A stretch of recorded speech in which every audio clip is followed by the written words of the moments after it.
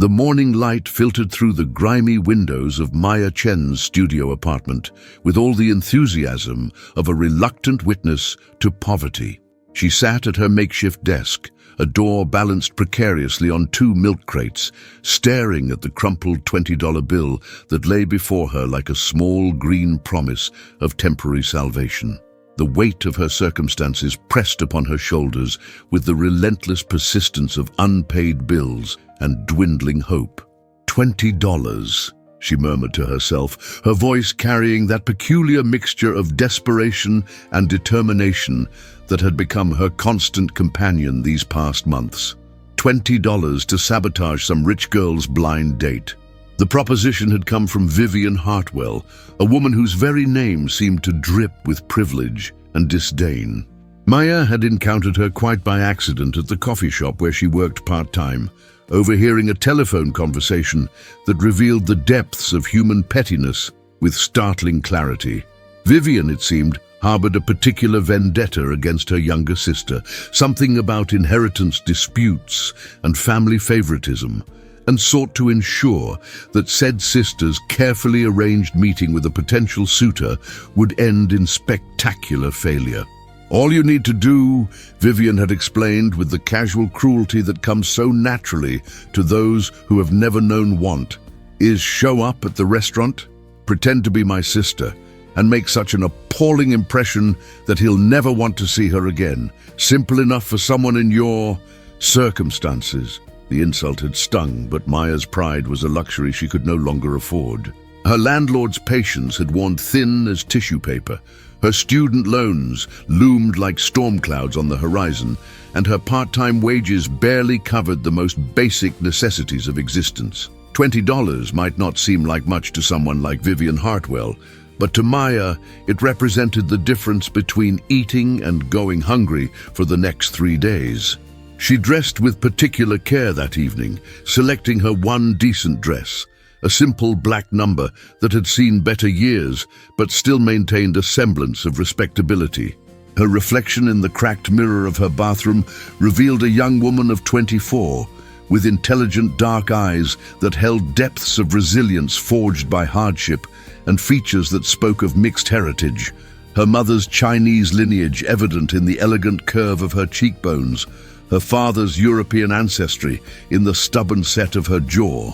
The restaurant Vivian had specified was far removed from Maya's usual haunts, nestled in the kind of neighborhood where people spoke in hushed tones about wine vintages and stock portfolios. Le Bernardin's golden light spilled onto the sidewalk like liquid wealth, and Maya felt her courage falter for a moment as she approached the entrance. She was an intruder here, a player in someone else's cruel game, and the knowledge sat uneasily in her stomach. The maitre d' greeted her with the practiced warmth reserved for those who could afford to dine in such establishments. "Good evening, miss. Do you have a reservation?" "I'm meeting someone," Maya replied, her voice steadier than she felt. "The name should be Hartwell." "Ah, yes, Miss Hartwell. Right this way, please." He led her through the restaurant with ceremonial precision, past tables where conversations hummed with the comfortable confidence of the financially secure.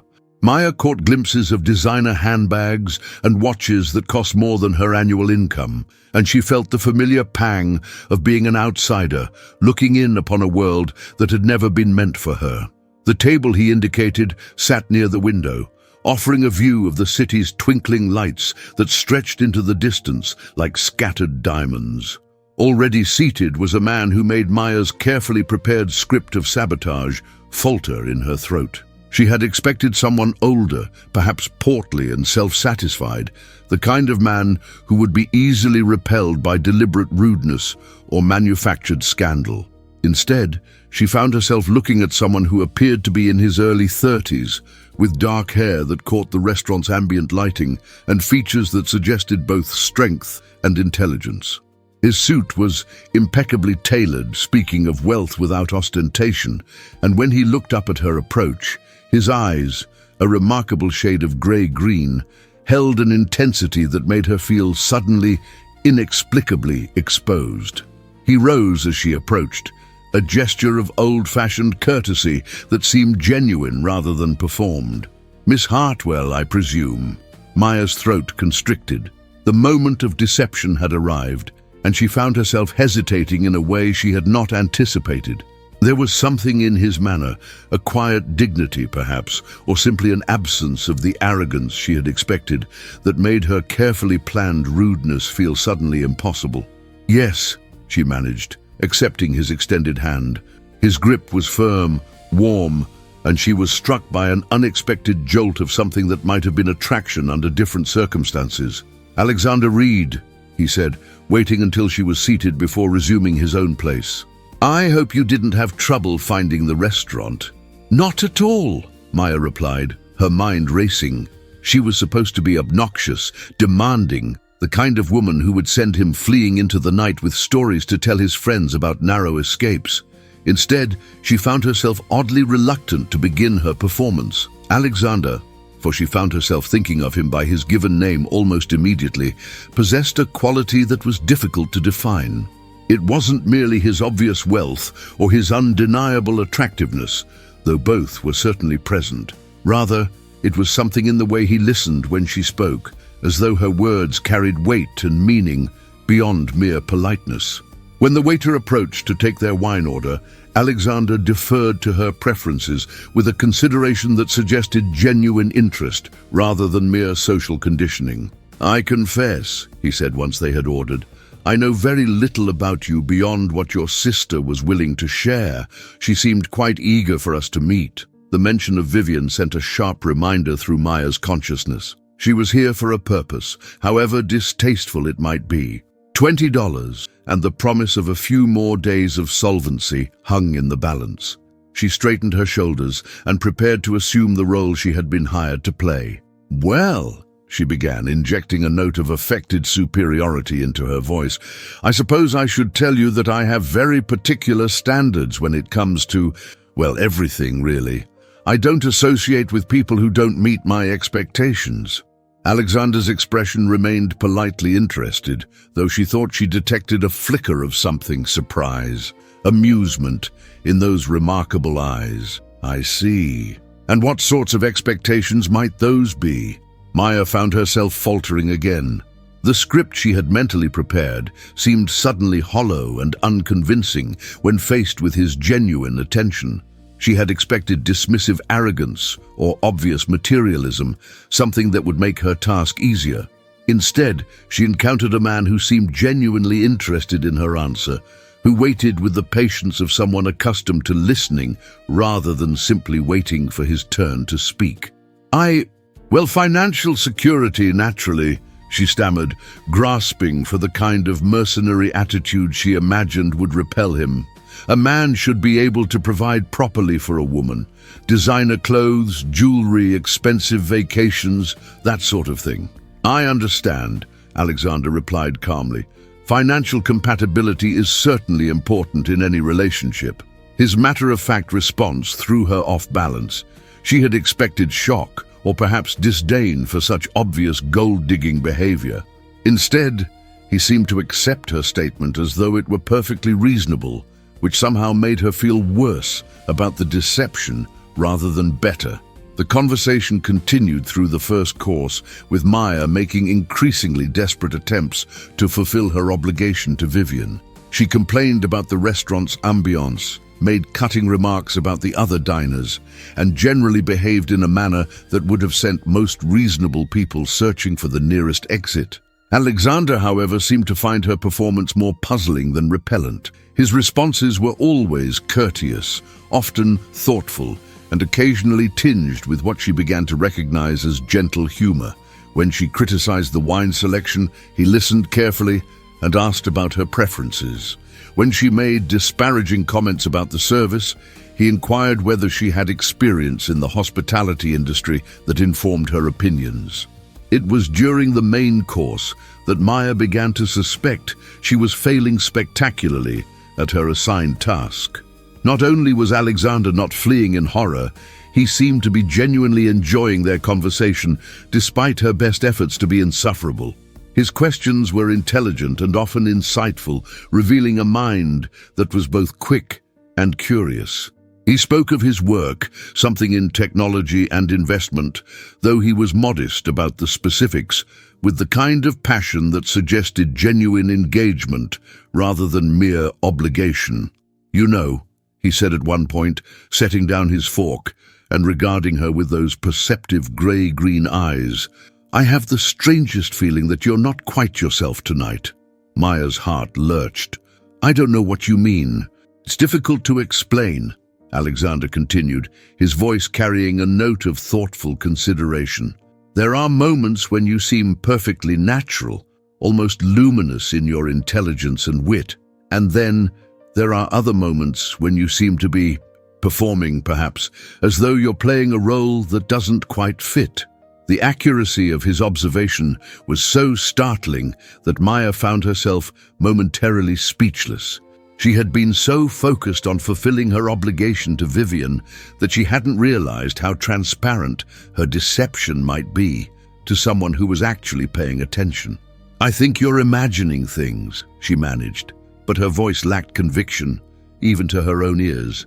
Alexander smiled then, an expression that transformed his entire face and made Maya's breath catch in her throat. "Perhaps I am. But I've always found that first impressions, while important, rarely tell the complete story of a person. There's usually much more beneath the surface, waiting to be discovered by someone patient enough to look." His words carried an unexpected weight of sincerity that made Maya feel simultaneously exposed and oddly protected. She had the unsettling sensation that he was seeing through her performance to something deeper, something she wasn't entirely sure she was ready to reveal even to herself. The evening progressed, with Maya growing increasingly conflicted about her mission. Every attempt she made to drive Alexander away seemed to be met with patience, understanding, or sometimes gentle humor that disarmed her completely. He told stories that revealed both intelligence and humility, asked questions that demonstrated genuine interest in her thoughts and opinions, and treated the restaurant staff with a courtesy that spoke well of his character. By the time dessert arrived, Maya found herself wishing desperately that she had never agreed to Vivian's scheme. The conversation had turned to books, a passion they apparently shared, and Alexander's insights into literature revealed depths of thought and feeling that made her deception feel increasingly cruel. "There's something about the way certain authors can capture the human condition," he was saying, his eyes bright with enthusiasm. "Take Charlotte Brontë, for instance. The way she writes about resilience in the face of adversity, about finding dignity and worth, even when the world seems determined to deny it to you. There's a kind of fierce honesty in her work that I find inspiring." Maya nearly choked on her wine. The irony was too perfect, too painful. Here she sat, engaged in perhaps the most dishonest act of her life, while he spoke with genuine passion about an author whose work celebrated exactly the kind of integrity she was betraying. "Are you all right?" Alexander asked, leaning forward with concern. "Fine," Maya managed, dabbing at her eyes with her napkin. "Just something went down the wrong way." But she wasn't fine. She was drowning in guilt and confusion, caught between her desperate need for Vivian's $20 and her growing realization that Alexander Reed was nothing like the arrogant, shallow man she had expected to encounter. He was intelligent, thoughtful, and possessed of a kindness that made her deception feel not just wrong, but actively harmful. As the evening drew to a close, Maya found herself facing a crisis of conscience that she was entirely unprepared for. She had come here to sabotage a blind date, to earn $20 by being deliberately awful to a stranger. Instead, she had encountered someone who challenged every assumption she had made about wealthy men, someone who seemed to see past her performance to something worthwhile beneath. "I hope you'll allow me to see you again," Alexander said as they waited for the check. "I realize this evening may not have gone quite as either of us expected, but I find myself very interested in getting to know you better. The real you, if you don't mind my saying so." Maya's heart clenched painfully. The real her was a broke graduate student who had just spent the evening lying to one of the most genuinely decent men she had ever met. The real her was someone who had sold her integrity for $20 and was beginning to realize that some bargains came at too high a price. I'm not sure that's a good idea, she said quietly. Why not? Alexander's question was gentle but direct, and Maya found herself struggling to formulate an answer that wouldn't reveal the depths of her deception. We're very different people, she said finally, from different worlds. I don't think it would work out. Alexander was quiet for a moment, studying her face with an intensity that made her want to look away. You know, he said eventually, I've found that the most interesting relationships often develop between people who seem incompatible at first glance. Differences can be complementary rather than divisive if both parties are willing to approach them with openness and honesty. The word honesty hit Maya like a physical blow. She had been anything but honest this evening, and the weight of that knowledge was becoming unbearable. When Alexander insisted on paying the check, despite her half-hearted protests, she felt like the worst kind of fraud. He walked her to the street corner where she could catch a taxi, his manner still courteous, despite what she was certain must be his disappointment at her rejection. Thank you for a lovely evening, he said, and the sincerity in his voice made Maya want to weep. Thank you, she managed in return. Alexander hesitated for a moment, then reached into his jacket pocket and withdrew a business card. In case you change your mind, he said, offering it to her. I meant what I said about being interested in the real you, Maya. Maya froze. What did you call me? Alexander's smile held a mixture of gentleness and knowing that made her stomach drop. Maya Chen, 24 years old, graduate student in literature at Columbia, works part-time at Gramercy Coffee on Lexington Avenue. Currently 3 months behind on rent and facing eviction proceedings. The world seemed to tilt around Maya as the full implications of his words sank in. You knew the entire time? I had you investigated the moment Vivian Hartwell approached me with her proposal, Alexander said calmly. I make it a policy to know exactly who I'm dealing with, especially when large sums of money are involved. Maya felt the blood drain from her face. Large sums of money? The $100,000 Vivian offered me to play along with her little charade, Alexander explained. She seemed to think I could be bought into participating in her scheme to humiliate her sister. She was wrong. Then why? Maya's voice was barely a whisper. Because I was curious about the young woman who would agree to such a thing for $20, Alexander said simply. I wanted to understand what circumstances would drive someone to accept such a task, and more importantly, what kind of person she truly was beneath the desperation. Maya stared at him, her mind reeling. And what did you conclude? Alexander's expression softened. That desperation makes people do things they would never normally consider. That you're intelligent, kind, and possess a moral compass that made tonight's deception clearly painful for you, and that you deserve far better than the circumstances you currently find yourself in. The kindness in his voice was almost more than Maya could bear. She had expected anger, disgust, perhaps legal action. Instead, she found understanding and what seemed remarkably like compassion. I should go, she said, backing away from him. Maya, the way he said her name stopped her in her tracks. The offer stands. If you ever want to have a genuine conversation as yourself, you have my card. She stood frozen on the sidewalk long after his car had disappeared into the stream of evening traffic, his business card clutched in her trembling hand. The $20 bill Vivian had given her felt like it was burning a hole in her pocket, tainted now by the knowledge of what it had truly cost her. Alexander Reed had seen through her deception from the very beginning, had known exactly who she was and why she was there, and yet he had treated her with more dignity and respect than she had shown herself. The realization was both humbling and terrifying, because it suggested possibilities that someone in her position had no right to contemplate. As she finally hailed a taxi to take her back to her crumbling studio apartment, Maya found herself wondering whether $20 could ever be worth the price of her self-respect. More troubling still was the growing certainty that Alexander Reed had somehow managed to see past her desperate circumstances to something worthwhile beneath, and that his parting words had sounded remarkably like an invitation to discover what that might be. The following weeks passed in a peculiar state of suspension, as though Maya existed between two worlds without truly belonging to either. She returned to her routine with mechanical precision: the early morning shifts at Gramercy Coffee, the afternoon classes at Columbia, the evening hours spent hunched over textbooks in the wan light of her apartment's single functioning lamp. Yet beneath the familiar rhythm of necessity and obligation, something had fundamentally shifted. Alexander's business card remained where she had placed it upon returning home that night, propped against the spine of her worn copy of Jane Eyre like a small white monument to possibility.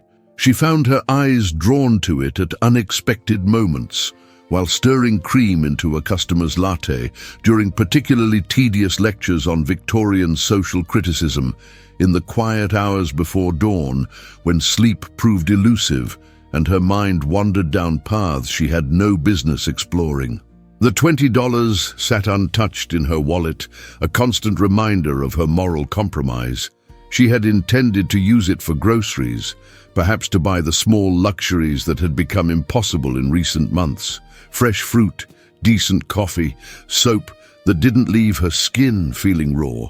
Instead, it remained folded between her student ID and library card, like a confession waiting to be heard. At the coffee shop, Maya found herself scanning each new face that entered, her heart performing an uncomfortable acceleration whenever the door chime announced a tall, well-dressed man. It was foolishness of the highest order, she told herself firmly. Alexander Reed moved in circles so far removed from her humble employment that the probability of his appearing at Gramercy Coffee approached mathematical impossibility. Yet still she looked, and still her pulse quickened at shadows that resembled his silhouette. Her colleagues began to notice her distraction.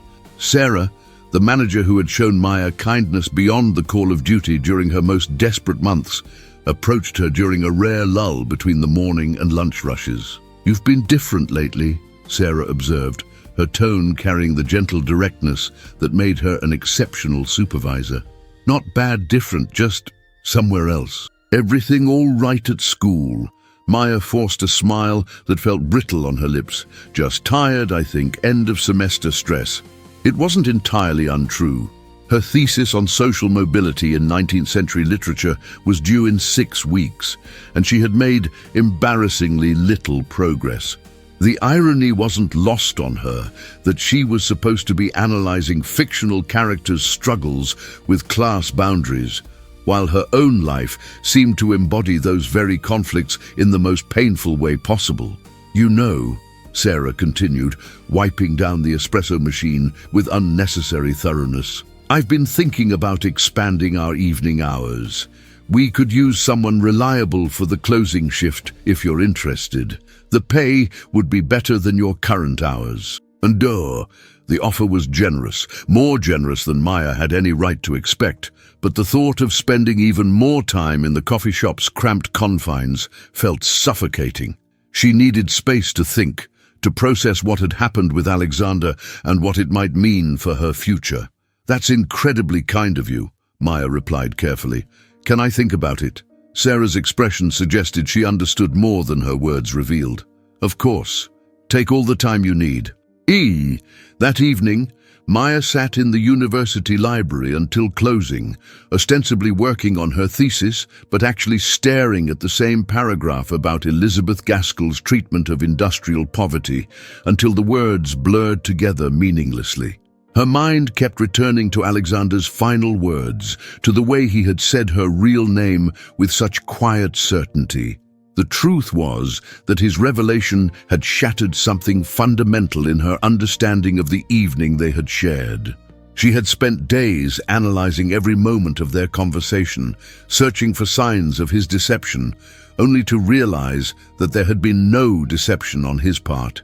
He had been exactly who he appeared to be: intelligent, thoughtful, genuinely interested in her thoughts and opinions. The performance had been entirely hers. The walk back to her apartment took her through neighborhoods that seemed to exist in different economic universes. She passed the gleaming facades of restaurants where she would never be able to afford a meal, boutiques whose window displays featured clothes that cost more than her monthly rent, galleries showcasing art that spoke to sensibilities cultivated by education and leisure she had never known. Yet for the first time in months, the sight didn't fill her with the usual mixture of resentment and longing. Instead, she found herself thinking about Alexander's comments on literature, his obvious passion for ideas that transcended material concerns. He possessed wealth, certainly, but it seemed to serve him rather than define him, a tool for pursuing interests and experiences rather than an end in itself. Her apartment greeted her with its familiar atmosphere of dignified poverty. The heating remained temperamental, the plumbing made concerning noises at irregular intervals, and the view from her single window consisted primarily of the brick wall of the adjacent building. But tonight, instead of feeling oppressed by these limitations, Maya found herself considering what Alexander might have seen when he looked at her. Not someone defined by her circumstances, but someone temporarily constrained by them. She retrieved his business card from its place beside her books, studying the elegant typography that spelled out his name and title, Alexander Reed, Chief Executive Officer, Reed Dynamics. The address was in Midtown, in one of those gleaming towers that scraped the sky and housed the kinds of businesses that moved millions of dollars with the casual ease of her moving coffee cups. The internet search she conducted on her ancient laptop revealed more than she had expected. Reed Dynamics was a technology consulting firm that specialized in helping established companies navigate digital transformation. Alexander had founded it 7 years earlier after leaving a position at a major investment bank. The company employed over 200 people and had offices in New York, London, and Hong Kong.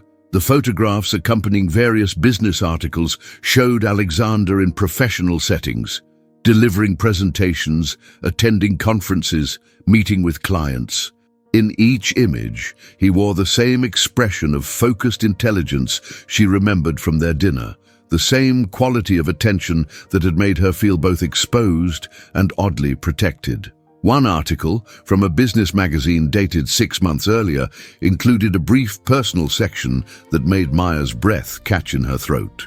Alexander was quoted discussing his philanthropic interests, which included funding scholarships for first-generation college students and supporting programs that helped young entrepreneurs from disadvantaged backgrounds start their own businesses. Success, he was quoted as saying, shouldn't be determined by the circumstances of one's birth. Intelligence, creativity, and determination exist across all economic backgrounds. Sometimes people just need an opportunity to demonstrate what they're capable of achieving. Maya closed the laptop and sat in the darkness of her apartment, overwhelmed by the complexity of her emotions. Alexander Reed was not simply wealthy. He was someone who used his wealth thoughtfully, who understood the barriers faced by people like her, who seemed genuinely committed to creating opportunities for others. The knowledge made her behavior at the restaurant feel even more shameful. She had approached him with every negative assumption about rich men firmly in place, had been prepared to treat him with deliberate cruelty based on nothing more than his financial status. That he had seen through her performance and responded with kindness rather than anger spoke to a character that made her previous judgments seem petty and unfair. Sleep eluded her that night, as it had every night since their meeting. Maya found herself constructing imaginary conversations in which she explained herself to Alexander. Her financial desperation, her family's struggles, the series of circumstances that had led her to accept Vivian's proposal. In some versions of these conversations, he listened with understanding and forgave her deception. In others, he remained politely distant, his interest in her having died the moment she rejected his invitation for a second meeting. The following morning brought an unexpected development that thrust Maya's financial situation back into sharp focus. Her landlord, Mr. Kowalski, was waiting in the lobby when she left for work, his expression carrying the grim determination of a man who had reached the end of his patience. "Miss Chen," he said without preamble, "we need to discuss your situation." Maya's stomach dropped, though she had been expecting this conversation for weeks. "Mr. Kowalski, I know I'm behind on rent, but—" "3 months behind," he interrupted, not unkindly, but with the firmness of someone who had heard too many promises and seen too few kept. "I've been patient, but I have my own bills to pay. You have 2 weeks to bring the account current, or I'll have to begin eviction proceedings." The words hit Maya like a physical blow. 3 months' rent totaled nearly $3,000, a sum that might as well have been $3 million given her current resources. Even with her part-time wages and the potential additional hours Sarah had offered, there was no realistic way to raise such an amount in 2 weeks. "I understand," Maya managed, her voice steadier than she felt. 2 weeks. Mr. Kowalski's expression softened slightly. "Look, kid, you're a good tenant. Quiet, clean, no trouble. But this building's rent-controlled, which means the margins are tight. I can't carry anyone indefinitely, no matter how much I might want to." Maya nodded, not trusting herself to speak. She understood the economics of his position, even as they spelled disaster for her own. The morning shift at Gramercy Coffee passed in a haze of automatic movements and forced smiles. Maya went through the motions of customer service while her mind raced through increasingly desperate scenarios. She could ask her parents for help, but they were already struggling with her father's medical bills and her younger brother's college expenses. Student loan advances required months of paperwork and approval processes she didn't have time for. Her savings account contained exactly $47.33. It was during the lunch rush, while she was mechanically steaming milk for what felt like the 100th latte of the day, that a familiar voice made her look up from the espresso machine. "Maya." Alexander Reed stood at the counter, looking somewhat different from the polished businessman she had met at Le Bernardin. He wore dark jeans and a simple sweater under a wool coat, and his hair showed signs of having been ruffled by the November wind. The change made him seem more approachable, though no less attractive. "Alexander." His name emerged from her lips before she could stop it, carrying far more warmth than she had intended. "I hope you don't mind my coming here," he said, glancing around the coffee shop with genuine interest rather than the casual dismissal she might have expected from someone accustomed to more upscale establishments. "I was in the neighborhood for a meeting, and I remembered you mentioning where you worked." Maya felt heat rise in her cheeks as she realized that other customers were beginning to notice the conversation. Sarah was manning the register, but her eyes kept flicking toward them with unconcealed curiosity. "What can I get you?" Maya asked, falling back on professional protocols to mask her confusion. "Coffee, black," Alexander replied, then added with the hint of a smile, "and perhaps a few minutes of your time, if your schedule allows." Maya glanced at the clock above the register. Her shift ended in 20 minutes, and the lunch crowd was beginning to thin. Sarah caught her eye and nodded almost imperceptibly, a gesture that somehow conveyed both permission and encouragement. "I go on break soon," Maya said carefully. "If you want to wait, I'd like that very much." Alexander found a table near the window and settled in with his coffee, occasionally glancing in her direction, but not in a way that made her feel pressured or watched. Instead, he seemed content to observe the rhythm of the coffee shop, sometimes pulling out his phone to check messages, but always with an air of someone who had nowhere more important to be. When Maya finally joined him, she felt acutely aware of her appearance.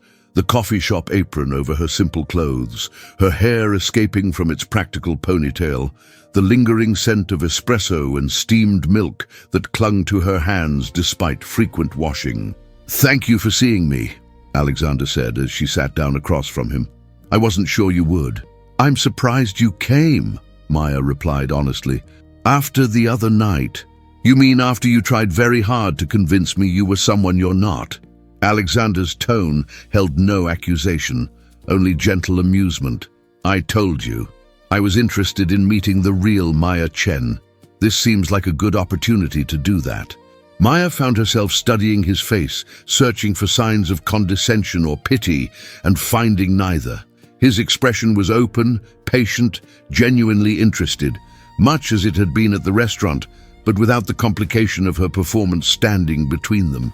"I don't understand why you're here," she said finally. "What do you want from me?" Alexander was quiet for a moment, considering his words with the care she was beginning to recognize as characteristic of him. "Do you remember what we discussed about Charlotte Bronte's work?" The question caught Maya off guard.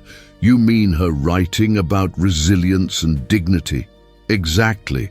There's a passage in Villette where Lucy Snow reflects on the nature of genuine versus artificial relationships. She observes that authenticity requires courage, the courage to be seen as you truly are, with all your strengths and vulnerabilities intact."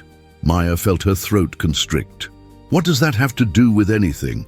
"I think you showed that kind of courage the other night, even though you may not realize it," Alexander continued. "Despite your best efforts to play a role, your real self kept breaking through.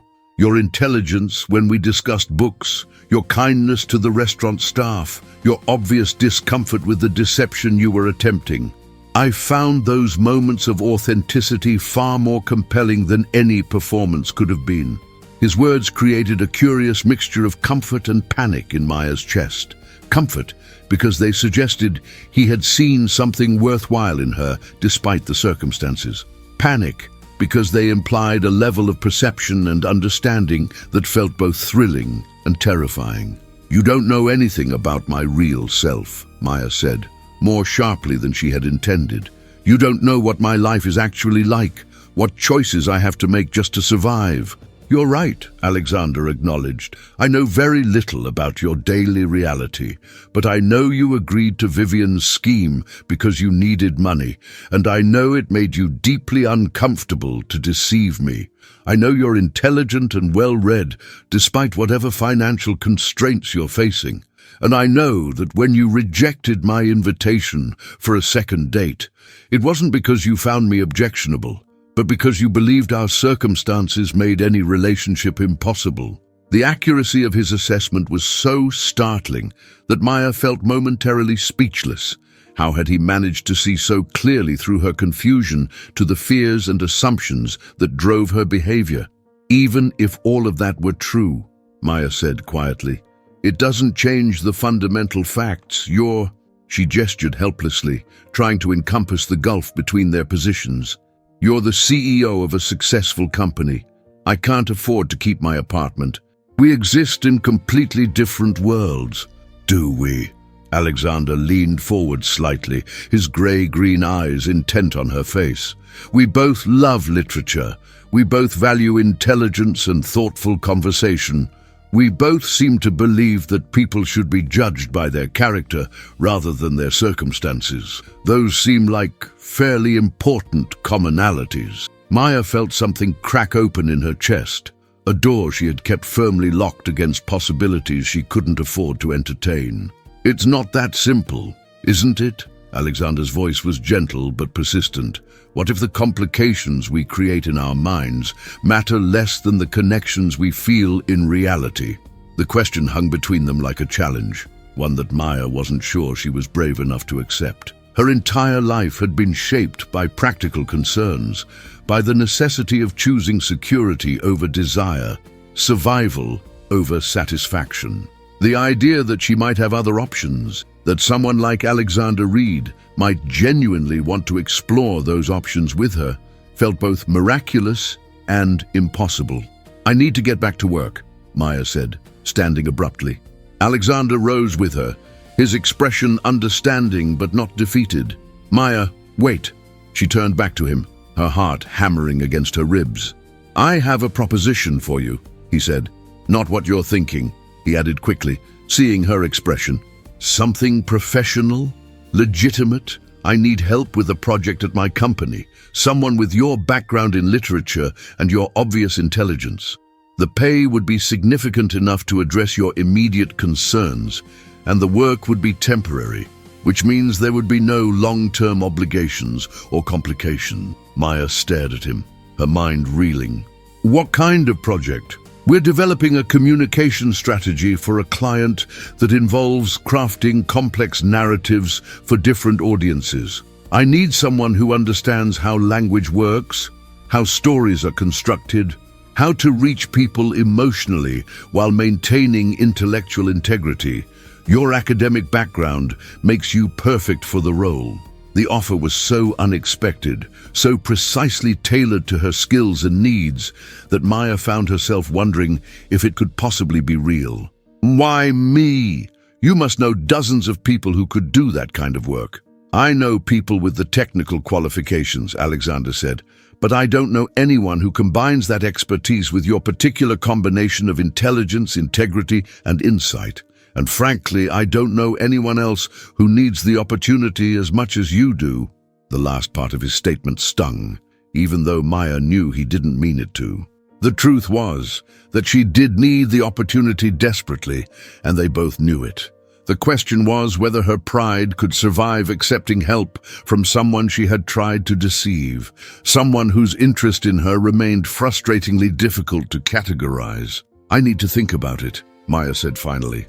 Alexander nodded, reaching into his wallet and withdrawing another business card. This one had handwriting on the back, a phone number and the words "personal cell" written in elegant script. "Take all the time you need," he said, offering her the card. "But Maya, don't let pride keep you from making a decision that could change your life for the better. Sometimes the bravest thing we can do is accept help when it's offered with genuine intentions." As Maya watched him leave the coffee shop, she found herself clutching the business card like a lifeline she wasn't sure she deserved to grab. The practical part of her mind was already calculating how much money such a project might pay, whether it could solve her immediate crisis and buy her time to figure out long-term solutions. But another part of her, the part that had felt genuinely seen and understood during their conversation at the restaurant, wondered if Alexander Reed's offer was about more than professional qualifications and temporary employment. The possibility that it might be both thrilled and terrified her in equal measure.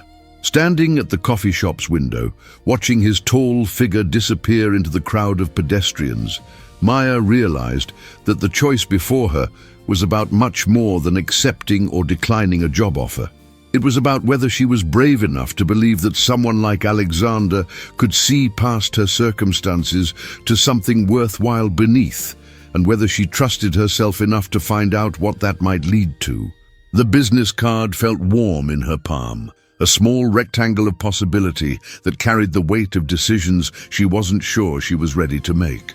The decision, when it finally came to Maya 3 days later, arrived not through careful deliberation, but through the harsh arithmetic of desperation. She had spent those intervening days in a state of restless calculation, weighing pride against necessity, independence against opportunity, until the very process of thinking had become a form of torment that followed her through sleepless nights and distracted days. It was her landlord's second visit that settled the matter with brutal finality. Mr. Kowalski appeared at her door on Thursday evening with papers that made her stomach clench with recognition. Formal eviction notices, typed on official letterhead, that transformed her housing crisis from an abstract worry into immediate, legal reality. "I'm sorry, Maya," he said, and she could see that he genuinely meant it. "But I can't wait any longer. You have 72 hours to vacate the premises." After he left, Maya sat in her apartment surrounded by the detritus of her carefully constructed life and faced the mathematical certainty of her situation. Her checking account contained $38. Her credit cards were maxed out from previous emergencies. Her parents, bless them, had already stretched their modest resources to help her younger brother through his first year of college. She could sleep on friends' couches for a few nights, perhaps, but none of them were in positions to offer long-term solutions. Alexander's business card lay on her kitchen table like a small white flag of surrender, and Maya realized that pride was a luxury she could no longer afford. She called the number he had written on the back, her hands trembling slightly as she dialed. The phone rang twice before his familiar voice answered. "Maya, He sounded pleased but not surprised, as though he had been expecting her call. "How did you know it was me?" "I hoped it might be." There was warmth in his voice that made something tight in Maya's chest begin to relax. "I take it you've considered my offer." "I'd like to hear more about it," Maya said carefully. "The project, I mean. What exactly would be involved?" "Why don't we discuss it over dinner tomorrow night? Somewhere quiet where we can talk properly." Maya's initial impulse was to suggest meeting at his office instead, to keep their interaction strictly professional. But the truth was that she had nowhere to live after Saturday, and the prospect of maintaining professional boundaries seemed absurd given the circumstances. "All right," she agreed, "but somewhere less expensive than Le Bernardin." Alexander's laugh was gentle, understanding. "I know just the place."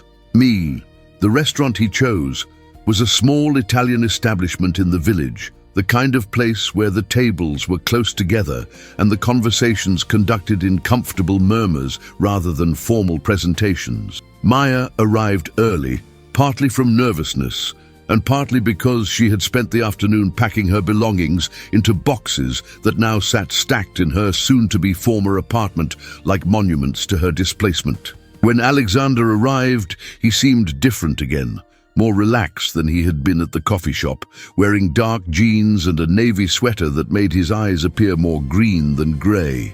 He greeted her with a brief touch to her shoulder, a gesture that felt both reassuring and somehow intimate in its simplicity.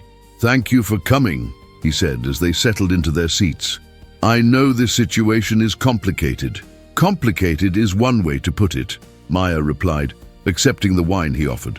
"I need to be honest with you, Alexander. I'm not in a position to make decisions based on what I want. I need this job, whatever it is, because I'm being evicted on Saturday, and I have nowhere else to go." She had expected the admission to be humiliating, but Alexander's expression held no judgment, only the kind of focused attention she was beginning to recognize as his response to information he considered important. "I'm sorry you're facing that," he said simply. "It must be frightening." The sympathy in his voice was almost harder to bear than condescension would have been. Maya had armored herself against pity and disdain, but Alexander's genuine concern slipped past her defenses with devastating effectiveness. "It is," she admitted quietly. "I keep thinking I should be better at this, at managing my finances, at making practical decisions, at not ending up in situations like this." "Maya," Alexander leaned forward, his voice carrying quiet conviction. "The circumstances you're facing aren't a reflection of your intelligence or your worth as a person. The economy is structured in ways that make financial stability increasingly difficult for people in your position, regardless of their talents or efforts." His words carried the weight of someone who had clearly thought deeply about such issues, and Maya found herself wondering how many other people in her situation he had encountered through his work or philanthropy. "Tell me about the project," she said, needing to shift the conversation toward practical matters before her emotions became unmanageable. Alexander's expression grew more animated as he began to explain. "We've been hired by a foundation that provides microloans to women entrepreneurs in developing countries. They want to completely overhaul their communication strategy, how they tell the stories of the women they serve, how they present their mission to potential donors, how they demonstrate impact in ways that are both emotionally compelling and intellectually rigorous." Maya felt her interest spark despite her emotional exhaustion. "What kind of stories are they trying to tell?" "That's exactly the right question," Alexander said, his eyes brightening. "They have incredible data about women who have used small loans to start businesses that transform their families' economic situations. But the current presentations are dry, statistical, impersonal. They need someone who understands how to craft narratives that honor the complexity and dignity of these women's experiences, while making their struggles and successes accessible to donors who may never have faced such challenges themselves." And the more Alexander explained, the more Maya found herself genuinely excited about the work. It combined her academic training in literature with social issues she cared deeply about, and it offered the possibility of contributing to something meaningful rather than merely surviving from paycheck to paycheck. The position would be contract-based, Alexander continued, initially for 3 months, with the possibility of extension if the work goes well. The compensation would be $15,000 per month. Maya nearly choked on her wine. $45,000 for 3 months of work was more money than she had ever seen in one place, more than twice what she had made in the previous year of combined part-time employment and graduate assistantship stipends. That seems excessive, she managed. It's competitive for someone with your qualifications doing this level of work, Alexander replied matter-of-factly. And it reflects the value I expect you'll provide to the project. Maya stared at him across the table, trying to process not just the financial implications of his offer, but the trust it represented. He was proposing to pay her more money than most people made in a year, for work that, while clearly important, was essentially untested as far as her abilities were concerned. "Why?" she asked finally. "Why are you willing to take such a risk on someone you barely know?" Alexander was quiet for a moment, considering his wine glass with the same focused attention he brought to everything else. When he looked up at her, his expression held a vulnerability that made her breath catch. "Because I've spent the past week unable to stop thinking about you," he said simply. "Not because of the circumstances of how we met, but because of who you revealed yourself to be despite those circumstances. You have a combination of intelligence, empathy, and resilience that I find extraordinary." The honesty of his statement created a silence that seemed to expand around them, filled with implications that Maya wasn't sure either of them was ready to explore fully. "This job offer," Maya said carefully, "is it legitimate? Or is it something else disguised as professional opportunity?" "It's completely legitimate," Alexander replied without hesitation. "The foundation is real, the project is real, and the work needs to be done regardless of whatever personal interest I may have in the person doing it. But I won't lie to you, Maya. I'm hoping that working together might give us an opportunity to get to know each other better, to see if what I felt during our first conversation was the beginning of something worth pursuing." Maya felt herself standing at a crossroads that seemed to offer only uncertain paths forward. She could accept Alexander's offer and risk compromising her independence, her emotional equilibrium, and possibly her professional integrity. Or she could reject it and face homelessness with whatever dignity remained to her. "If I took this position," she said slowly, "what would the working arrangements be? Where would I be expected to work?" The Foundation's offices are in Midtown, but most of the initial research and writing could be done remotely. We'd need to meet regularly to discuss progress and strategy, but the day-to-day work would be quite flexible. "And housing?" The question slipped out before Maya could stop it, revealing the desperation she had been trying to conceal. Alexander's expression grew gentle. "I own a building in the Upper East Side with several furnished apartments that I keep available for temporary housing, visiting executives, consultants working on extended projects, that sort of thing. One of them would be available to you for the duration of the contract." The offer was so precisely tailored to her needs that Maya felt a familiar suspicion rise in her chest. "How convenient." "Maya," Alexander's voice carried a note of quiet firmness. "I understand why you might be skeptical, but I need you to believe that my interest in you isn't based on your financial vulnerability. I'm attracted to your mind, your character, your strength. The fact that you're facing economic difficulties doesn't diminish those qualities. If anything, it demonstrates how remarkable you are to have maintained your integrity and intelligence despite the stress you've been under." His words created a complex mixture of gratitude and resistance in Maya's chest. Part of her wanted desperately to believe that someone could see her as more than her circumstances, could value her for qualities that transcended her bank account balance. But another part remained wary of accepting help that felt too perfectly timed, too generously offered. "I need to think about it," Maya said, though they both knew her options were limited. "Of course," Alexander replied, "but Maya, whatever you decide about the personal aspects of this situation, please don't let pride prevent you from accepting work that could genuinely advance your career. The foundation you'd be working with has connections throughout the nonprofit sector. A successful project with them could open doors to opportunities that would give you the financial stability you need to make choices based on what you want rather than what you can afford." The conversation shifted to less charged topics after that. Books they had both read, places they had traveled, the peculiar culture of New York City that made intimacy between strangers both easier and more complicated than it was elsewhere. Maya found herself relaxing despite her emotional turmoil, reminded once again of Alexander's gift for making her feel heard and understood. When they parted ways outside the restaurant, Alexander made no attempt to pressure her for an immediate decision, though they both knew time was running short. "Whatever you decide," he said, "I want you to know that I meant what I said about your worth having nothing to do with your circumstances. You're remarkable, Maya, and I hope someday you'll be in a position to see yourself the way I see you." Maya walked back to her apartment through the November evening, her mind churning with questions and possibilities. The practical part of her knew that Alexander's offer represented salvation from her immediate crisis and an opportunity for professional growth that might never come again. But the emotional part remained terrified of accepting help from someone whose interest in her seemed to transcend the strictly professional.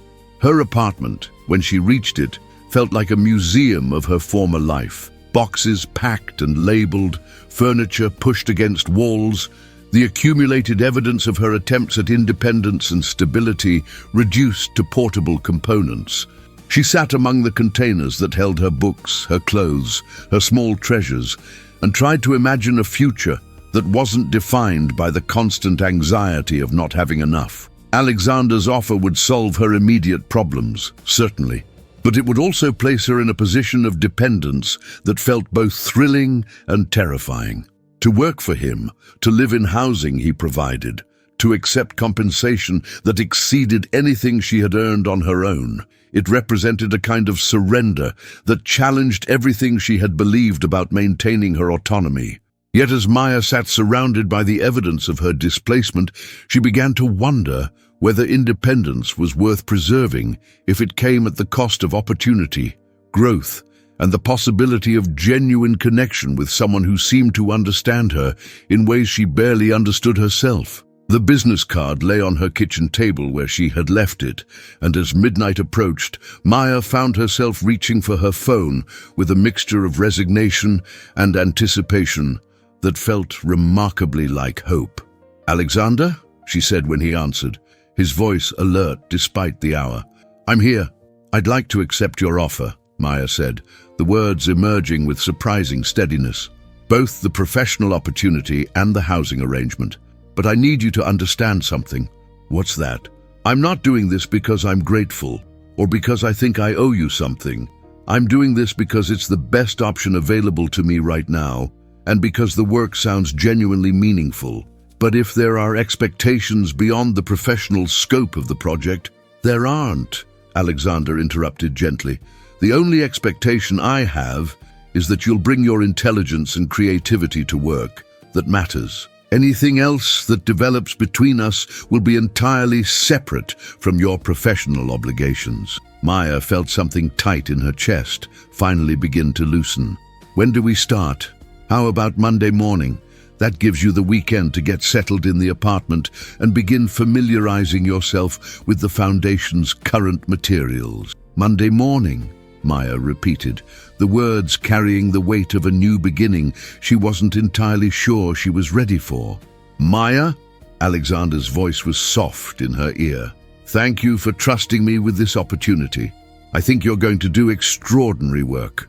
After she hung up, Maya sat in her half-packed apartment and tried to process what she had just committed herself to. In accepting Alexander's offer, she had chosen possibility over pride, opportunity over independence, the unknown over the familiar certainty of struggle. The decision felt both terrifying and liberating, like stepping off solid ground into space that might hold her or might not. But for the first time in months, Maya found herself looking toward a future that offered more than mere survival. A future in which her intelligence and education might actually be valued, in which her contributions might matter, in which someone saw her potential rather than simply her problems. Whether that future included Alexander Reed in any capacity beyond the professional remained to be seen. But as Maya began the process of packing her life into boxes that would travel to an apartment she had never seen, funded by work she had yet to begin, she felt the unfamiliar stirring of something that might have been anticipation. Change was coming, whether she was ready for it or not. And perhaps, after months of fighting just to stay afloat, she was finally prepared to discover where the current might carry her if she stopped struggling against it long enough to see where it led. The apartment Alexander had arranged for Maya was located in a brownstone building on East 74th Street, in a neighborhood where tree-lined sidewalks spoke of quiet prosperity and the kind of stability she had never known. When the doorman, an actual doorman, handed her the keys on Saturday morning, Maya felt as though she was stepping into someone else's life, trying on circumstances that belonged to a different version of herself. The apartment itself was a revelation of understated elegance. 2 bedrooms, hardwood floors, windows that faced east toward Central Park, furniture that managed to be both comfortable and sophisticated.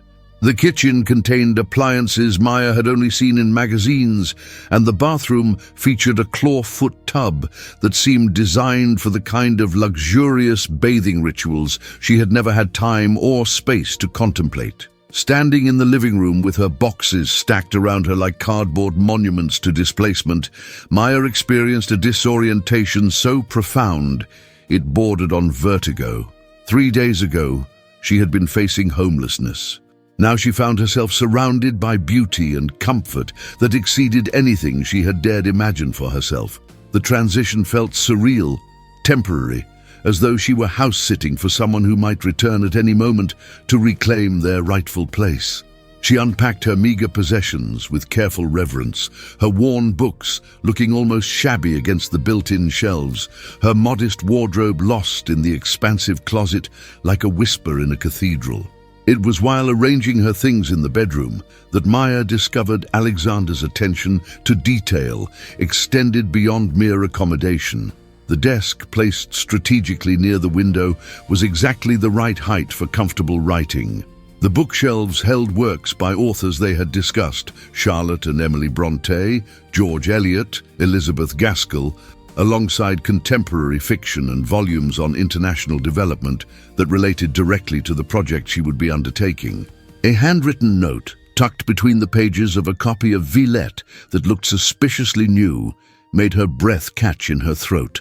Maya, I hope this space provides you with both comfort and inspiration. The books are yours to keep. Regardless of how long you choose to stay here, I thought you might enjoy having your own copies of works that clearly mean so much to you. Looking forward to our collaboration. The gesture was so thoughtful, so precisely calibrated to her interests and needs, that Maya found herself sitting on the bed with the note in her hands, overwhelmed by emotions she couldn't quite categorize. Gratitude, certainly, but also something more complex. A recognition that Alexander had been paying attention not just to her immediate circumstances, but to who she was as a person, what mattered to her, what might bring her joy. Sunday passed in a haze of preparation and anxiety. Maya spent hours reading through the materials Alexander had provided about the Horizon Foundation, the organization whose communication strategy she would be overhauling.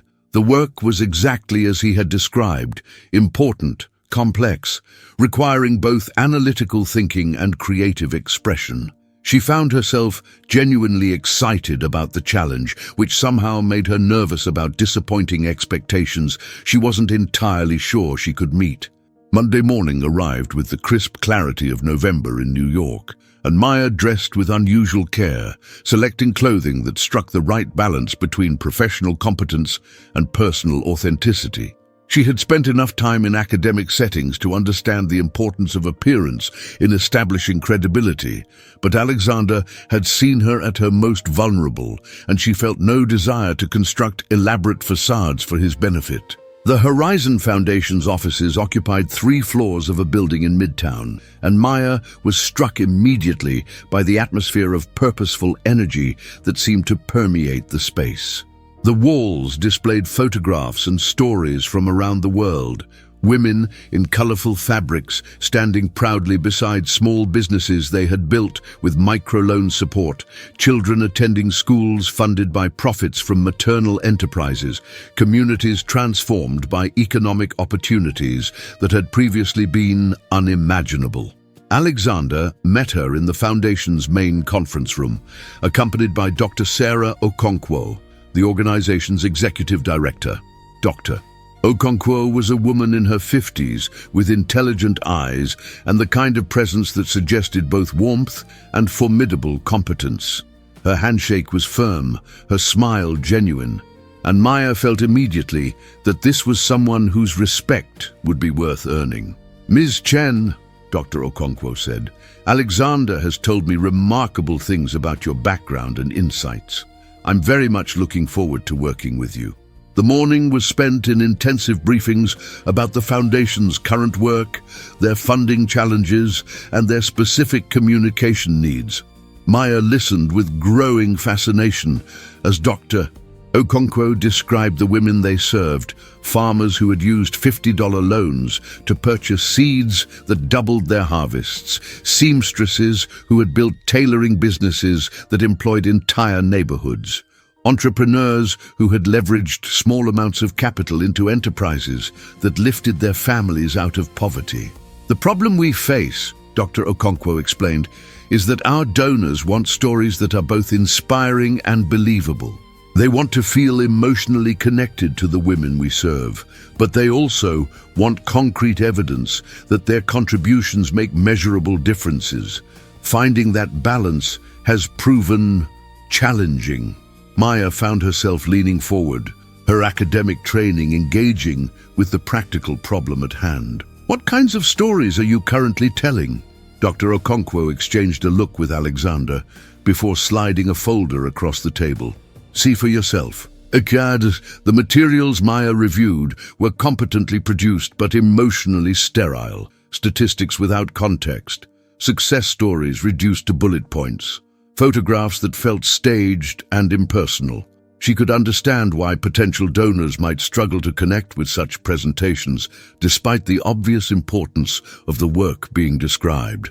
"What if," Maya said slowly, her mind already beginning to work through possibilities, "instead of presenting success as a simple before and after narrative, we focused on the complexity of choice and decision-making that these women navigate every day? The courage it takes to risk what little you have on the possibility of something better." Alexander's eyes brightened, and Maya felt a familiar thrill at having articulated something that resonated with him. "Go on." Most people, especially those with financial security, can't really understand what it means to make economic decisions when failure could mean your children don't eat. But they can understand courage, determination, the weight of responsibility for other people's well-being, if we can help them see these women as fellow humans facing impossible choices with extraordinary grace, rather than as beneficiaries of charity. You'd create identification rather than pity. Dr. Okonkwo finished, her expression growing animated. Make donors see themselves in these women's situations. Understand that the difference between success and failure often comes down to access to opportunity rather than personal virtue. Maya nodded, feeling the excitement that came with intellectual collaboration at its best. And if we can do that authentically, without sentimentality or condescension, we create the emotional connection that inspires generosity while maintaining the respect that these women deserve. The conversation continued for another 2 hours, ranging across narrative theory, cultural sensitivity, the ethics of representation, and practical considerations of donor psychology. Maya found herself in her element, drawing on years of academic training while engaging with real-world applications that felt immediately meaningful. It was only when they paused for lunch that Maya realized how naturally she had fallen into professional collaboration with Alexander, how seamlessly their working relationship seemed to complement their personal dynamic. He listened to her ideas with the same focused attention he had shown at dinner, offered insights that built on her suggestions rather than competing with them, and demonstrated a respect for her expertise that made her feel genuinely valued as a colleague. I'd like you to spend the rest of the week reviewing our current materials and donor communications, Dr. Okonkwo said, as they prepared to leave. Next Monday, we'll discuss your initial recommendations for strategic changes. Maya agreed, feeling both energized by the work ahead and slightly overwhelmed by the responsibility she was accepting. As they left the Foundation's offices, Alexander fell into step beside her, his presence comfortable and familiar despite the newness of their professional arrangement. "How do you feel about it so far?" he asked as they waited for the elevator. "Intimidated," Maya admitted honestly, "but excited. This is exactly the kind of work I hoped I'd be able to do someday. Meaningful, intellectually challenging, requiring both analytical and creative thinking. I just hope I can live up to the expectations." Alexander's smile was warm, encouraging. "Maya, you just spent 2 hours demonstrating insights that neither Dr. Okonkwo nor I had articulated despite months of thinking about these problems. I have complete confidence in your abilities." The elevator arrived, and as they descended toward the lobby, Maya found herself acutely aware of Alexander's presence beside her, the quiet competence he projected, the way he had seamlessly facilitated her integration into the project, the respect he had shown for her contributions without ever seeming condescending or protective. "Thank you," she said as they reached the street, "for the opportunity, for the introduction to Dr. Okonkwo, for trusting me with something this important." "Thank you for taking the risk," Alexander replied. "I know accepting help isn't easy for you, especially under these circumstances." They were standing on the sidewalk outside the Foundation's building, surrounded by the controlled chaos of midday Manhattan, and Maya found herself reluctant to end their interaction. The professional aspect of their relationship felt solid, grounded in mutual respect and shared commitment to meaningful work. But beneath that foundation, she sensed currents of personal connection that remained largely unexplored. "Would you like to have dinner sometime this week?" Alexander asked, as though reading her thoughts. "To discuss the project, certainly, but also to continue the conversation we began at the restaurant, without the complications of blind date sabotage or employment negotiations." Maya felt her pulse quicken. The invitation was clearly personal as well as professional, an acknowledgement that their connection transcended the boundaries of their working relationship. Accepting it would mean entering territory that felt both exciting and dangerous, the possibility of genuine intimacy with someone whose interest in her remained somewhat mysterious despite his apparent sincerity. "I'd like that," she heard herself say, the words emerging with surprising steadiness. "Wednesday evening? There's a place in the village I think you'd enjoy. Good food, quiet enough for conversation, the kind of atmosphere that encourages honesty rather than performance." Maya smiled at the last part, remembering their first disastrous evening. "Wednesday sounds perfect." They parted ways at the subway entrance, Alexander heading uptown to his office while Maya returned to the apartment that still felt like someone else's life. But as she settled in to begin her review of the Foundation's materials, Maya found herself looking forward to Wednesday with an anticipation that had nothing to do with professional obligation and everything to do with the growing certainty that Alexander Reed was unlike anyone she had ever known. The work absorbed her completely for the remainder of the week. Maya spread the Foundation's documents across the dining table, creating organizational systems that allowed her to trace patterns in their current communication strategies, identify gaps in their narrative approaches, and begin formulating recommendations for more effective storytelling. The more she learned about the women the foundation served, the more convinced she became that the organization was underselling both their clients' complexity and their donors' capacity for understanding. The current materials presented oversimplified success stories that, while inspiring, failed to capture the nuanced reality of how economic empowerment actually worked in practice. Maya began drafting alternative approaches that honored the intelligence and sophistication of both audiences, donor communications that respected readers' ability to understand complexity while creating emotional connections based on shared humanity rather than charitable pity. She worked with the intensity of someone who had finally found work that felt like calling rather than necessity, often forgetting to eat or sleep until physical needs became impossible to ignore. By Tuesday evening, she had filled 2 notebooks with ideas and rough drafts, created elaborate charts mapping current messaging strategies against potential improvements, and developed what felt like the foundation of a comprehensive communication overhaul. The prospect of presenting these ideas to Alexander and Dr. Okonkwo both thrilled and terrified her. But Maya found herself genuinely excited about the work in ways she hadn't experienced since her early graduate school days. It was while she was preparing for bed Tuesday night that Maya realized how dramatically her life had changed in the space of a single week. 7 days ago, she had been facing homelessness and professional stagnation.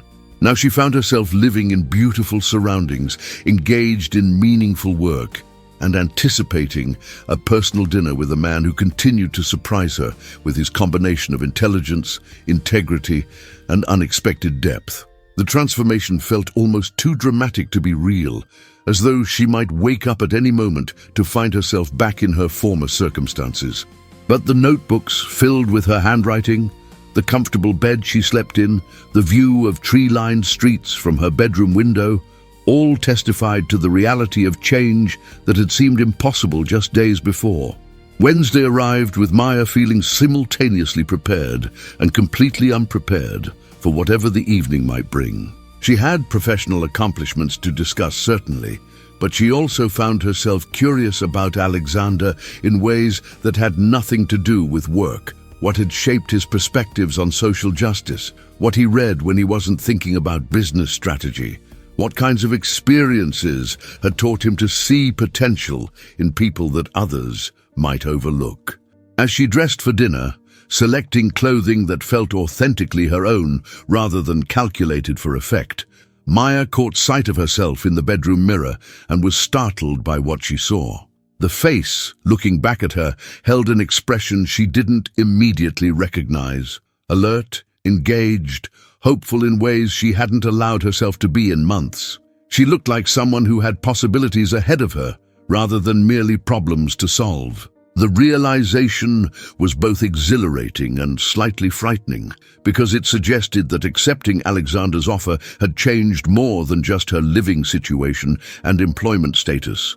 It had begun to change her relationship with her own future, her sense of what might be possible if she could find the courage to pursue it. The restaurant Alexander had chosen was exactly as he had described: intimate without being romantic, comfortable without being casual, the kind of place that encouraged genuine conversation rather than performance or pretense. Maya arrived precisely on time, feeling both nervous and eager to discover what they might have to say to each other when the constraints of professional necessity and financial desperation were temporarily set aside. Alexander was already seated when she arrived, and his smile of genuine pleasure at seeing her made Maya's heart perform an uncomfortable acceleration. He rose as she approached, and she found herself noticing details that professional interaction had prevented her from fully registering. The way his eyes crinkled slightly when he smiled, the elegant economy of his movements, the sense of focused attention he brought to everything, including her. "You look lovely," he said simply, and Maya felt heat rise in her cheeks because the compliment felt sincere rather than perfunctory. "Thank you," she replied, settling into her chair and trying to calm her pulse.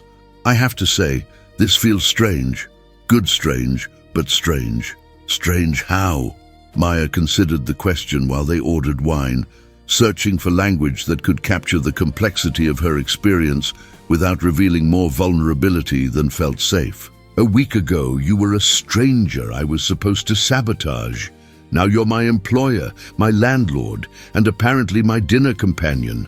The whole situation defies every category I use to organize relationships with other people. Alexander's laugh was warm, understanding. I can see how that would be disorienting. For what it's worth, I find myself in similarly uncharted territory. How so? I've never hired someone I was romantically interested in. I've never offered housing to a woman I barely knew. I've certainly never found myself this invested in someone's professional success, when my primary motivation is personal fascination. Alexander paused, seeming to consider his words carefully. You've disrupted my usual categories as well, Maya. The question is whether we can create new ones that work for both of us. The admission hung between them like a bridge waiting to be crossed, and Maya felt the weight of decision settling on her shoulders once again. Alexander's honesty demanded equal candor in return, yet she found herself struggling to articulate feelings that seemed to shift and change, even as she examined them. I don't know how to navigate this, she said finally. I've spent most of my adult life focused on survival, making rent, paying for school, keeping my head above water financially. The idea of pursuing something simply because it feels right, because it makes me happy, is so foreign that I'm not sure I trust my own instincts. Alexander leaned forward slightly, his expression intent but patient. What do your instincts tell you? Maya took a steadying breath, recognizing that she stood at another crossroads, this one even more significant than the decision to accept his job offer. They tell me that you're unlike anyone I've ever met. That when I'm talking with you, I feel like the most intelligent, capable version of myself. That your respect for my work matters to me in ways that go beyond professional validation. She paused, gathering courage for the more difficult admission. They also tell me that I'm falling for someone whose life is so different from mine that I can't imagine how it could possibly work long term. And yet, Alexander said quietly, here we are. The conversation that followed seemed to unfold in layers, each revelation building upon the last, until Maya felt as though they were constructing something entirely new between them. Not quite friendship, not yet romance, but a foundation of understanding that might support either or both. Alexander spoke of his childhood in Connecticut, the son of academic parents who had instilled in him both intellectual curiosity and social consciousness. His wealth, she learned, was largely self-made, built through the technology company he had founded, after recognizing patterns in digital transformation that others had missed. The privileges of his current position, he explained, carried responsibilities he took seriously, a perspective that explained his philanthropic work and his interest in using business success to create opportunities for others. I've been fortunate, he said simply. But I've also seen enough to know that intelligence and determination exist across all economic levels. The difference between success and failure often comes down to access to opportunity, to having someone believe in your potential enough to take a risk on you. Maya found herself sharing stories of her own background. The daughter of immigrants who had sacrificed everything to give their children educational opportunities. The weight of being the first in her family to attend graduate school, the constant pressure of representing not just herself, but her parents' dreams of American mobility. They came here with nothing, she explained. My father worked 3 jobs to put me through college. My mother cleaned office buildings at night to help pay for my books. The idea of failing them, of not justifying their sacrifices, has shaped every decision I've made for the past 6 years. And now? Alexander asked gently. Maya considered the question while their entrees arrived, using the interruption to gather her thoughts. The truth was that accepting Alexander's help had begun to shift her relationship with those pressures, allowing her to imagine success that wasn't solely measured by her ability to survive independently. Now I'm wondering whether I've been so focused on not failing that I've forgotten how to pursue what might actually make me happy, she admitted. The evening progressed with a naturalness that surprised Maya given the complexity of their circumstances. They discussed books with the passion of fellow bibliophiles, debated social policy with the intensity of people who care deeply about justice, shared stories that revealed both humor and vulnerability in equal measure. When Alexander mentioned his love of classical music, Maya found herself describing her own attempts to learn piano, despite having no formal training and no instrument to practice on. When she spoke of missing her parents but feeling unable to visit because she couldn't afford the plane tickets, Alexander listened with the kind of attention that made her feel heard rather than pitied. "What will you do when the 3-month contract ends?" he asked as they shared dessert. It was a question Maya had been avoiding, though it had lurked at the edges of her consciousness since accepting his offer. The temporary nature of her current situation meant that whatever stability she had gained remained provisional, dependent on variables she couldn't control. "I'm hoping the foundation work will lead to other opportunities," she said carefully. Dr. Okonkwo mentioned that their partner organizations often need similar communication support. "If I can prove myself over the next few months, and if not," Maya's throat tightened slightly, "then I'll figure something out. I always do." Alexander was quiet for a moment, seeming to consider his words with unusual care.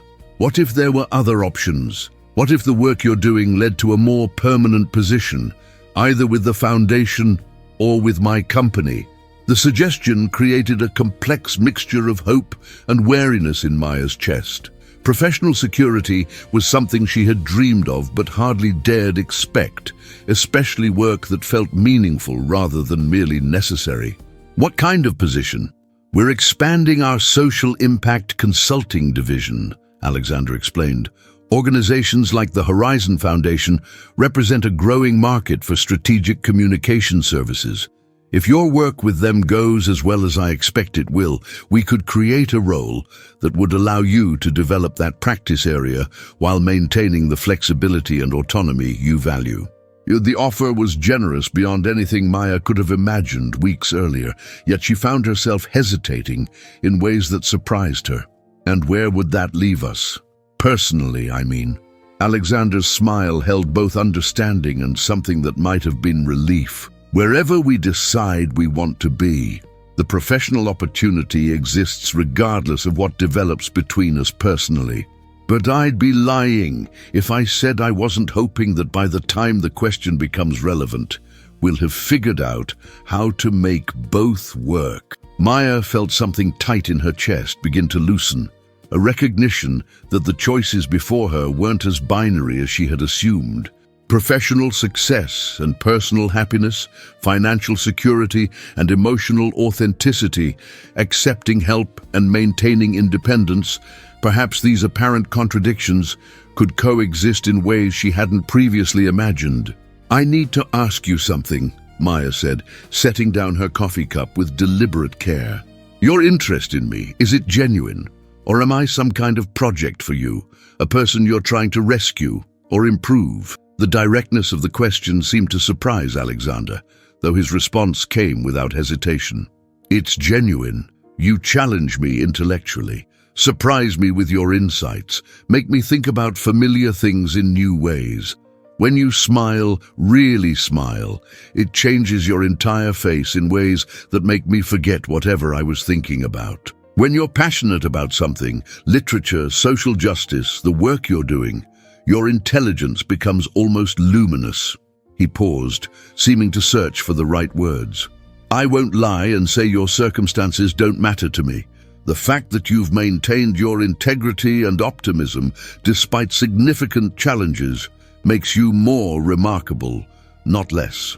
But my interest in you has nothing to do with wanting to rescue you and everything to do with wanting to know you better, to see what we might build together if we're both brave enough to try." The honesty of his response made Maya's breath catch. She had expected reassurance, perhaps, or romantic platitudes. Instead, she found acknowledgement of complexity that matched her own experience. "I don't know how to do this," she said quietly. "I've never been involved with someone whose life is so different from mine. I don't know the rules, the expectations, how to be myself without feeling like I'm disappointing you or embarrassing myself." "Then we'll figure it out together," Alexander replied simply. "We'll make our own rules based on what works for us rather than what other people might expect." The walk back to the brownstone took them through neighborhoods that seemed to exist in different eras of New York's history. Past buildings that had witnessed decades of stories like theirs, people from different worlds finding ways to bridge the gaps between their circumstances. When they reached her building, Maya found herself reluctant to end the evening, despite the emotional intensity of their conversation. Alexander seemed to sense her hesitation, though he made no move to invite himself upstairs or to pressure her for decisions she wasn't ready to make. "Thank you for dinner," Maya said, then laughed at the inadequacy of the phrase. "Thank you for everything, actually. The job, the apartment, the books, the conversation. Thank you for seeing something in me that I'm still learning to see in myself. Thank you for trusting me enough to accept help," Alexander replied. "I know it wasn't easy for you." They stood facing each other on the sidewalk, and Maya felt the weight of possibility settling around them like evening air. She could step back, maintain professional boundaries, keep their relationship safely compartmentalized, or she could acknowledge what had been building between them and see where honesty might lead. "Alexander," she said, his name carrying more weight than she had intended. "Yes? I'm scared," she admitted. "Of getting this wrong, of disappointing you, of losing myself in circumstances I don't understand. But I'm also more interested in you than I've ever been in anyone, and I think that might be worth the risk." His smile was gentle, understanding, touched with relief. "I'm scared too, Maya, but I think the best things in life usually require some courage." When he kissed her, it was with the same focused attention he brought to everything else. Gentle but definite, questioning and answering simultaneously. Maya felt herself responding with a warmth that surprised her, a recognition that physical attraction and intellectual connection had somehow combined into something larger than either alone. "I should go upstairs," she said when they separated, though her voice held no conviction. "You should," Alexander agreed, making no move to step away from her. "Will I see you tomorrow? For work, I mean. Dr. Okonkwo wants to meet with us Friday morning to review your recommendations." "But Maya..." "Yes? I'd like to see you before then. Not for work, just because I'd like to spend more time with you." Maya felt her heart perform that familiar acceleration, accompanied now by something that might have been anticipation rather than anxiety. "I'd like that too." 3 months later, Maya stood in the Horizon Foundation's conference room, presenting her comprehensive communication strategy to a room full of board members, potential donors, and partner organization representatives. The presentation drew on everything she had learned about effective storytelling, cultural sensitivity, and the complex dynamics of international development funding. But more than that, it reflected months of genuine collaboration with Dr.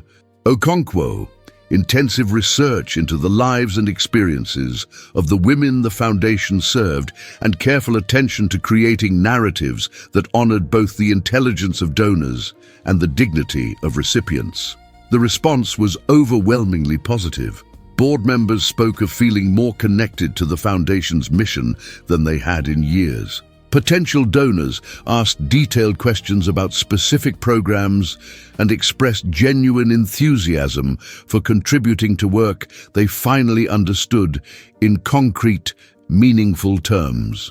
Most importantly, the presentation had attracted representatives from 3 other development organizations who wanted to discuss similar communication overhauls for their own work. Maya caught Alexander's eye across the room as the formal session concluded, and his expression of pride and affection made her heart swell with happiness that felt almost too large for her chest to contain. Their relationship had developed over the intervening months with the same careful attention to complexity that characterized everything else about Alexander. They had navigated the challenges of professional collaboration and personal intimacy with honest communication, mutual respect, and a willingness to address problems as they arose rather than hoping they would resolve themselves.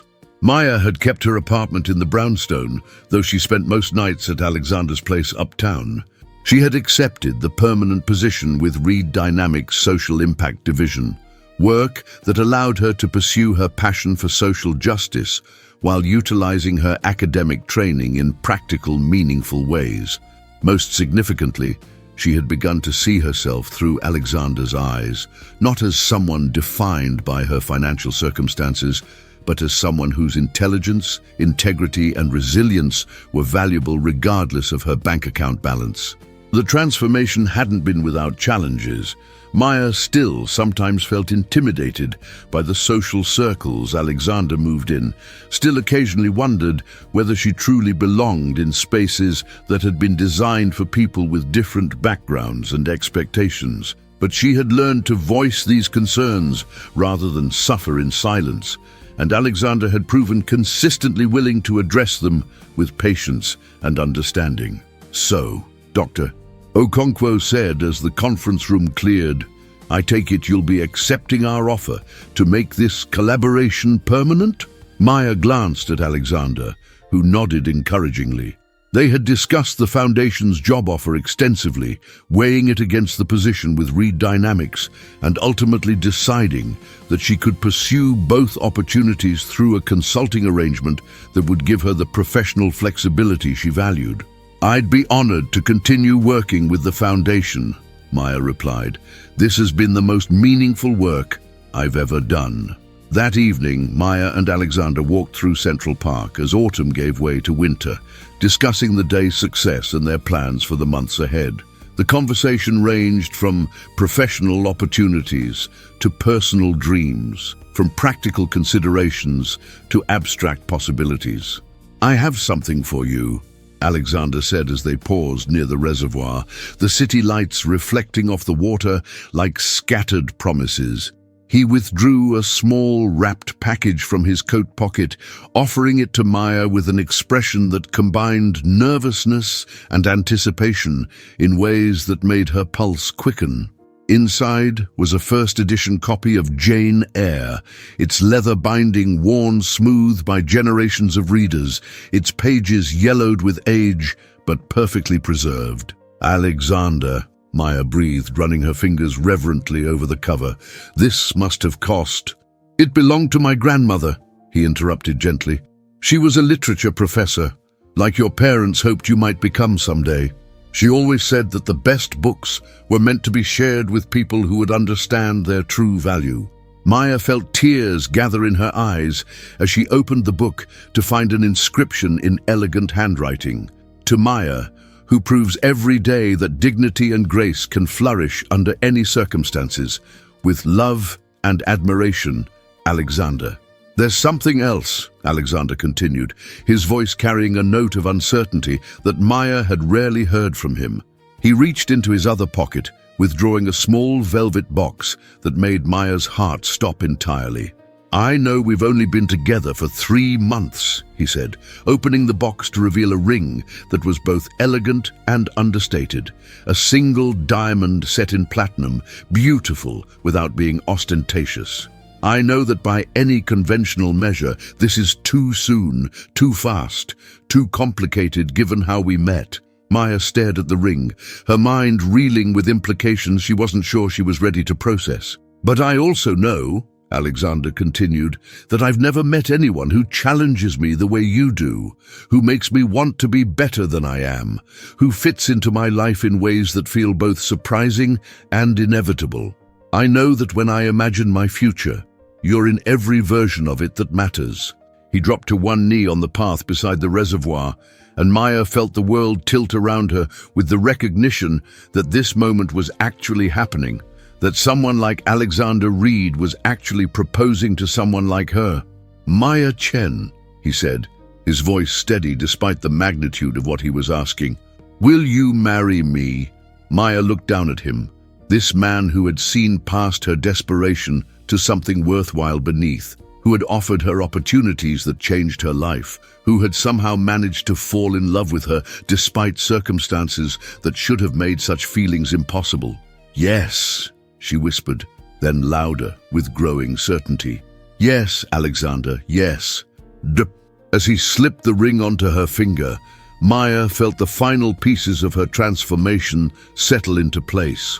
She was no longer the woman who had accepted $20 to sabotage a blind date, no longer someone defined by what she lacked rather than what she possessed. She was someone who had been seen, valued, and chosen by a man whose judgment she trusted completely. More importantly, she was someone who had finally learned to see herself as worthy of such choice. 6 months later, Maya stood in the same restaurant where they had first met, wearing a simple white dress and surrounded by family and friends who had watched their relationship develop with amazement and joy. The wedding was small, intimate, focused on commitment rather than spectacle. As she and Alexander exchanged vows they had written themselves, Maya reflected on the strange turns that had brought them to this moment. What had begun as deception and desperation had somehow transformed into the most honest, authentic relationship of her life. "I promise," Alexander said, taking her hands in his, "to see you as you are, not as your circumstances might suggest. To support your dreams while respecting your independence. To love you not because I can provide for you, but because you make my life richer in ways that have nothing to do with money." "I promise," Maya replied, her voice steady with conviction, "to accept your love without losing myself in it, to pursue my own goals while building something beautiful with you, to remember that we chose each other freely, despite every reason we might have had to believe it couldn't work." When they kissed as husband and wife, Maya felt the completion of a circle that had begun with $20 and a scheme that neither of them had truly wanted to pursue. What should have been an ending had become a beginning. What should have been deception had revealed deeper truths than either of them had expected to find. As they danced to music played by a string quartet in the restaurant's private dining room, Maya caught sight of herself in one of the mirrors that lined the walls. The reflection showed a woman who looked confident, happy, secure, in ways that had nothing to do with financial resources and everything to do with being known and valued for who she truly was. "No regrets?" Alexander murmured in her ear as they swayed together. Maya smiled, thinking of all the moments that had led them here, the desperate acceptance of Vivian's proposition, the awkward dinner that had revealed unexpected depths, the job offer that had changed everything, the gradual recognition that love could exist across differences that seemed insurmountable. "None," she said firmly, "not a single one." "Oh." And as the evening continued around them, filled with laughter and music and the warm congratulations of people who cared about their happiness, Maya realized that the best transformations were never the ones you planned for. They were the ones that happened when you were brave enough to accept help, honest enough to show yourself as you truly were, and wise enough to recognize that sometimes the most unlikely beginnings could lead to the most extraordinary endings. The $20 still sat in Maya's jewelry box at home, not because she needed the reminder of where she had come from, but because she wanted to remember what she had learned, that desperation could be transformed into opportunity, that deception could give way to honesty, and that sometimes the people who seemed most different from you could turn out to be exactly what you needed, if you were brave enough to let them try.